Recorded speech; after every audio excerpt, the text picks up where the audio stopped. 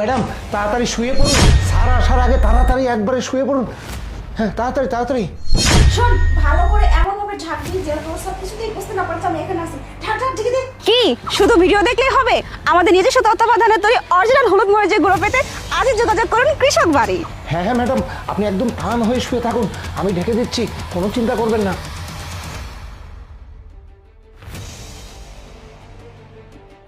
প্রিয়া, আরে প্রিয়া।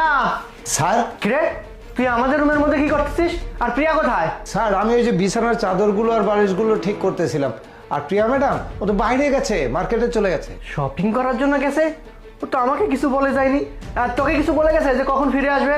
হ্যাঁ হ্যাঁ স্যার, আমাকে বলেছে যে ওনার বান্ধবীদের সঙ্গে শপিংয়ে যাবে, তো 2-3 ঘন্টা সময় লাগতে পারে, যার কারণে আমাকে বলছে যে তোর স্যার আসলে তুই বলে দিস। ঠিক আছে ঠিক আছে, তুই যা, তোর ঠিক করা হয়ে গেছে?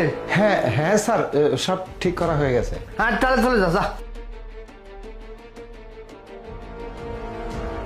আরে বাস, এই দিনটার জন্য আমি গত কয়েক বছর ধরে অপেক্ষা করতেছি, সেই দিনটা আমার কাছে আজকে শেষ পর্যন্ত চলেই আসলো।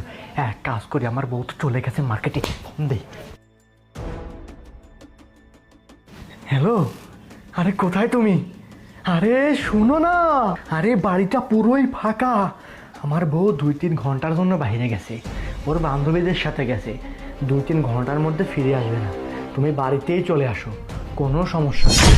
হ্যাঁ আসো না, আমি তো এই দিনটার জন্যই অপেক্ষা করতেছিলাম যে কবে এই সুযোগটা আসবে আর কবে তোমাকে আমি বাসায় নিয়ে আসবো, পুরো ফাঁকা থাকবে 2-3 ঘন্টা। হ্যাঁ হ্যাঁ, না না, বেশি কথা বলার দরকার নেই। শোনো, তুমি এখনই না বাসায় চলে আসো, বুঝতে পারছো? হ্যাঁ হ্যাঁ আচ্ছা ঠিক আছে, তাড়াতাড়ি চলে আসো। ওকে, রাখলাম তাহলে। বাবা আমি চলে আসছি। কি শুধু ভিডিও দেখলেই চলবে? আমাদের নিজস্ব কারখানায় তৈরি হলুদ মরিচের গুঁড়ো পেতে এখনই অর্ডার করুন কৃষক বাড়িতে। আরে মামি, তুমি চলে আসছো? আরে যে দিনটার জন্য এত দিন ধরে অপেক্ষা করতেছি, সেই দিনটা শেষ পর্যন্ত চলেই আসলো। পিয়া বাড়িতে নেই, আর এই সুযোগে তোমাকে বাড়িতে নিয়ে আসছি। হ্যাঁ বাবা, আমারও না অনেক দিন যাবৎ মন চাচ্ছিল তোর সাথে একটু দেখা করি, কিন্তু তুই তো জানিসই আমি আসলে বৌমা তো এটা পছন্দ করে না, ও তোর সাথে কেমন ব্যবহার করে, এর জন্য তো আসতে পারি নাই।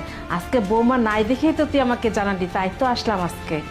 হ্যাঁ মা, তুমি তো ঠিকই বলছো, আসলে আমার বউ না তোমার সাথে অনেক খারাপ ব্যবহার করে, ঝগড়া বাঁধায় শুধু। কিন্তু কি করবো বলো, ওকে তো বাড়ি থেকে বের করে দিতে পারি না, ওই বেচারি কোথায় যাবে, সেজন্য তো ও যখন বাড়ি থেকে চলে গেছে এই সুযোগে তোমাকে বাড়িতে ডেকে নিয়ে আসছি। এখন তোমার সাথে 2 মিনিট কথা বলতে পারি, না হলে তো ও থাকলে এটাও বলতে পারতাম না, তাই না?